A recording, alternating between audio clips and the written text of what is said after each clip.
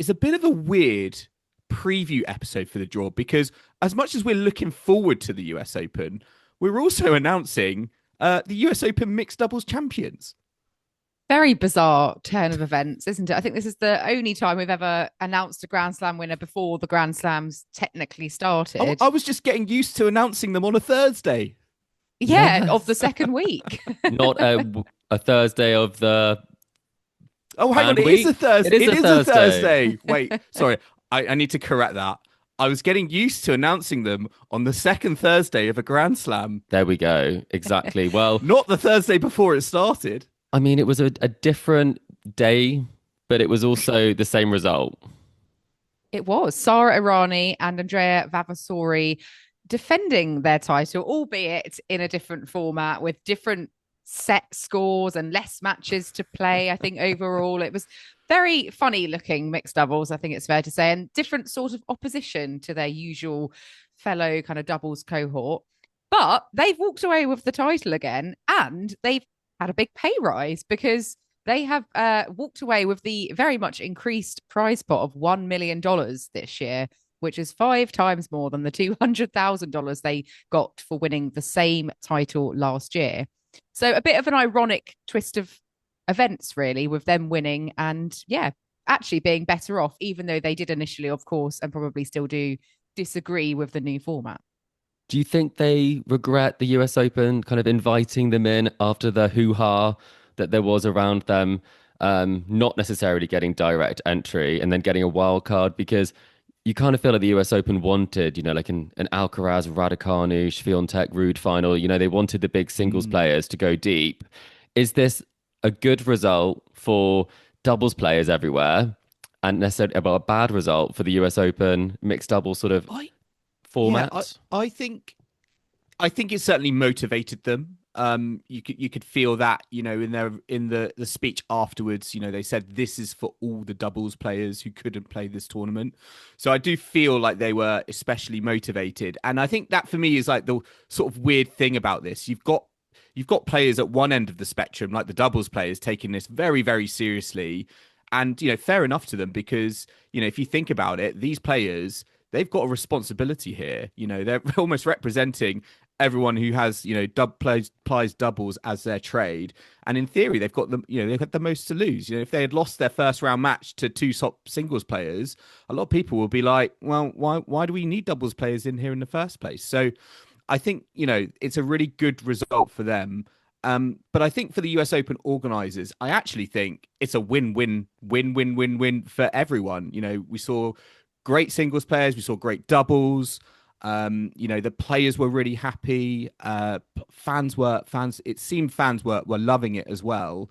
And the fact that we had doubles champions, it means that doubles also had its time in the sun.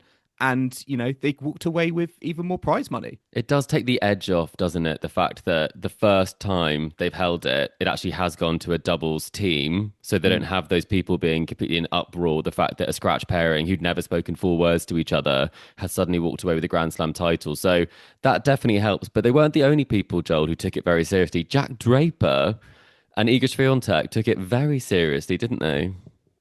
I know they did. I mean, it's interesting, like the mindset I think the singles players had, because some people treated it like an exhibition, some people didn't. I mean, Jessica Pegula was almost offended by Jack Draper calling it an exhibition format.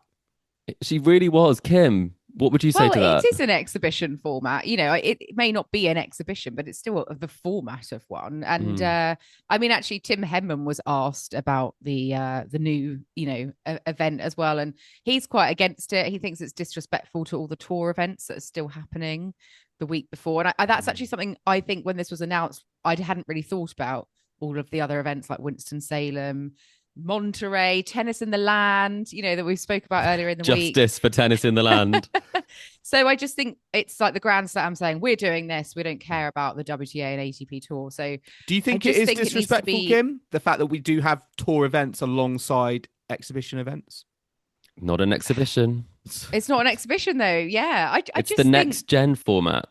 Don't start a Grand Slam before it would normally start, because people have planned their schedule probably already. I mean, okay, a lot of the players wouldn't be eligible for this anyway, because we know they're after star power, but I just think it needs to be tweaked. I'm happy if they can do this next year. I just think there need to be some amendments. But this is a test and learn. I'm sure there will be some amendments. I do wonder if they will potentially either prevent any doubles players from entering, because they might just think, oh, they'll keep winning it, and we want we want Ruud and Swiatek and the likes of pairings like that to actually come away with the title, to give it even more kind of kudos. But yeah, I think the debate will continue into next year if the organisers would like to do it again. It is a longer year next year. I think there's an extra week of events that can take place, because that's why Longer? It is, because Estoril got bumped. How can it get longer?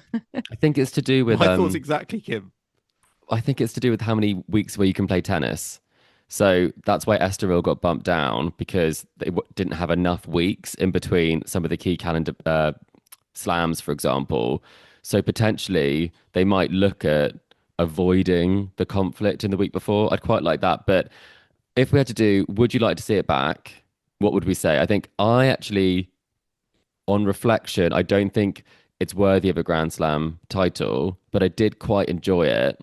And I did tune in for it. And we're all talking about mixed doubles, which is something we weren't doing before. So I think probably it is net positive. Joel? Yeah, I would bring it back, but I would treat it as an exhibition and not give it a mixed doubles title. I still think it's weird announcing, having these, a tournament, not during the 2 weeks of a Grand Slam. I think it's perfectly fine to have it, include doubles players. Great. They can use it arguably as practice for, possibly if they do a mixed doubles proper during the 2 weeks. But I think, yeah, keep it as an exhibition, but it doesn't need a championship, and treated like it has been this year. Yes, I think it might be an asterisk year when you're looking at the list of mixed doubles winners in the history books. But Errani, Vavassori, they've got their title, they've kept it, and who knows whether they'll be able to defend it next year or not. They keep changing the format, Kim, so they just get excluded. Yeah. Well, we do still have, of course, the main events and all the other competitions still in their rightful places. And that is starting on Sunday. They do have the early Sunday start now at the US Open. So let's get on to previewing the men's and women's draws. We'll start with the men's draw, which is headlined by, of course, the defending champion, Jannik Sinner, and the world number one. He is right at the top of the draw, but he has also got the likes of Jack Draper in his section,